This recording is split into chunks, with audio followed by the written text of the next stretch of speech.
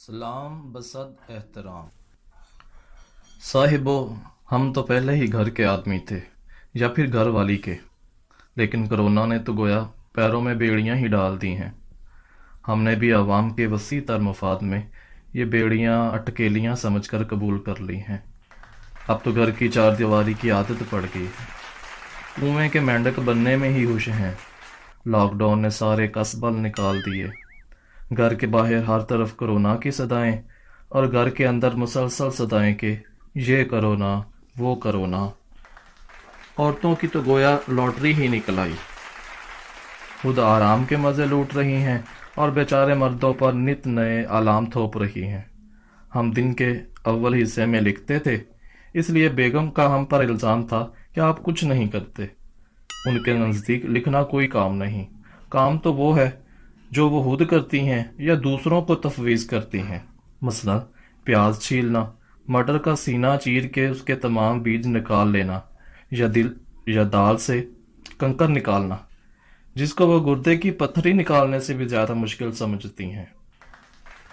बहरहाल हम अब भी लिखते हैं, लेकिन इस तरह जैसे कोई मनचला सार्जेंट से नज़र बचाकर ट्रैफिक का सिग्नल तोड़ता है। उन्हें और उन जैसी बहुत सी खवातीन को असल गुस्सा इस बात का है कि मासियों को छुट्टी देकर उन्हें अब रोटी खाने से पहले पकाने भी होती है। इस पर मजीद जुल्म यह है कि 2 रोटियां घर के मस्कीन मर्द के लिए भी डालनी पड़ती हैं। बावर्ची खाने जाने से कबल बेगम हम पर ऐसे आतशी नजरें डालती हैं जैसे कोरोना हमारी दावत पर ही पाकिस्तान आया है। परसों हमें भी गुस्सा आ गया। हमने ओ देखा ना तो मैडम को बसद एहतराम किचन में जाने से रोक दिया और खुद घुस गए। हमने गूंदे हुए आटे पर तबाह आजमाई शुरू कर दी। बेलन घुमा घुमा कर एक पेड़े को हमवार किया और उसे चूल्हे पर रखे हुए चिपटे तवे पर डाल दिया। अब हम इंतजार करने लगे कि रोटी पक कर तैयार हो, लेकिन वो तो पकने का नाम ही नहीं ले रही थी। पकती भी कैसे? चूल्हा तो हमने जलाया ही नहीं था।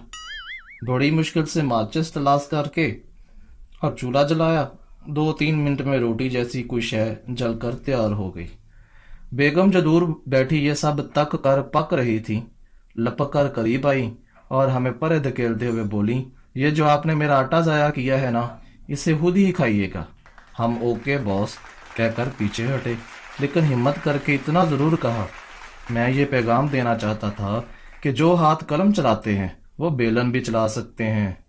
शाम को हम घर के करीब एक पार्क में हवा खोरी के लिए जाते थे, जहां अब खवारी के सिवा कुछ भी नहीं। इंतजामिया ने ताले डालने पर इक्तफा नहीं किया, गेट पर एक मोटा ताजा गार्ड भी बिठा दिया। एक दिन हम गलती से उधर जा निकले, जैसे हम कोई लड्डन जाफरी हूं। उसने इस तरह से हमें गौर से देखा, लिहाजा अब शाम का वक़्त भी मुताले को ही दे दिया। लेकिन अहबाब की सोहबत से महरूमी का कलक है, क्योंकि जिंदगी है नाम लुत्फ़े सोहबत अहबाब का। जिंदगी है नाम लुत्फ़े सोहबत अहबाब का, ये नहीं फ़ानी तो जीना कोई जीना ही नहीं।